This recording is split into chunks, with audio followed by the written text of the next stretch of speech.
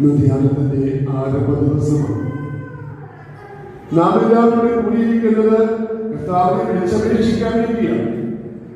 പക്ഷെ കർത്താവ് പറയുന്നത്, എന്നെ വിളിച്ചപേക്ഷിക്കുന്നവരെല്ലാം മറിച്ച് എന്റെ ഇഷ്ടം നിറവേറ്റുന്നവനാണ് സ്വർഗ്ഗരാജ്യത്തിൽ പ്രവേശിക്കുക എന്നുള്ളതാണ്. അങ്ങനെയാണെങ്കിൽ ദൈവത്തിന്റെ ഇഷ്ടം എന്താണ് എന്ന് നമ്മൾ കണ്ടുപിടിക്കുക ചെയ്യും. എന്റെയും നിങ്ങളുടെയും ജീവിതത്തിന് ദൈവത്തിന്റെ ഇഷ്ടം എന്താണ് എന്ന് കണ്ടുപിടിച്ചുകൊണ്ട് അതനുസരിച്ച് പ്രവർത്തിക്കുമ്പോഴാണ് ഞാൻ ദൈവത്തിന്റെ പ്രീതിക്ക് പാത്രമാവുക, അതല്ലെങ്കിൽ സ്വർഗരാജ്യം സ്വന്തമാക്കുക എന്ന് കർത്താവ് പറയുകയാണ്. അതായത് വിശ്വാസത്തോടുകൂടി ദൈവസന്നിധിയിലായിരിക്കുക, ദൈവം പറയുന്നത് കേൾക്കുവാൻ തയ്യാറാവുക, അതനുസരിച്ച് പ്രവർത്തിക്കുക. അതാ ദൈവം നമ്മളോട് പറയുക. ഇപ്പോൾ നിങ്ങളെല്ലാവരും ധ്യാനത്തിൽ പങ്കെടുക്കുമ്പോൾ, ഈ ധ്യാനത്തിനായി കടന്നു വന്നിരിക്കുമ്പോൾ ഒരുപക്ഷെ നിങ്ങളുടെ ചിന്തകളൊക്കെ വിഹിതമായിരിക്കാം. ഒരുപക്ഷെ എന്റെ കടബാധ്യതകൾ മാറി കിട്ടണം, അതല്ലെങ്കിൽ എന്റെ രോഗങ്ങൾ സൗഖ്യപ്പെടണം, എന്റെ മക്കൾക്ക് നല്ല ജോലി കിട്ടണം, അതല്ലെങ്കിൽ അമീയമായിട്ട് ഒരല്പം ദൈവത്തിലേക്ക് അടുക്കണം, ദൈവത്തെ അറിയണം എന്ന ആഗ്രഹത്തോടുകൂടി വന്നവരും ഈ കൂടെ ഉണ്ടാകാം.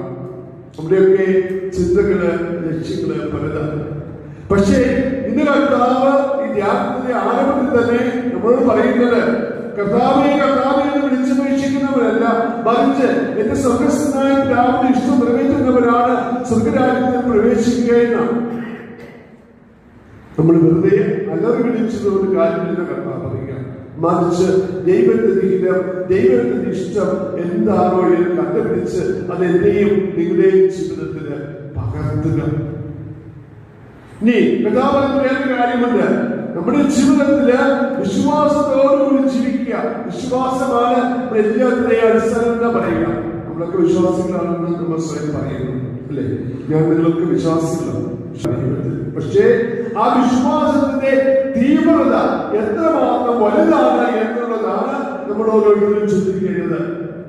അതായത് നമ്മളൊക്കെ വിശ്വാസികളാകുമ്പോഴും, നമ്മൾ ദൈവത്തിൽ വിശ്വസിക്കുന്നു എന്ന് പറയുമ്പോഴും നമ്മുടെ വിശ്വാസത്തിന്റെ തീവ്രത എന്ന് പറയുന്നത് എത്ര വലുതാണ് എന്ന് അത് അവർക്ക് അളക്കാൻ അളവുകോലുകൾ എന്താണ് എന്ന് എനിക്കറിയില്ല. പക്ഷേ ജീവിതത്തിന്റെ പ്രതിസന്ധികൾ ഉണ്ടാകുമ്പോഴാണ് വിശ്വാസത്തിന്റെ അളവുകോൽ നമുക്ക് കണ്ടെത്താനായിട്ട് സാധിക്കുക.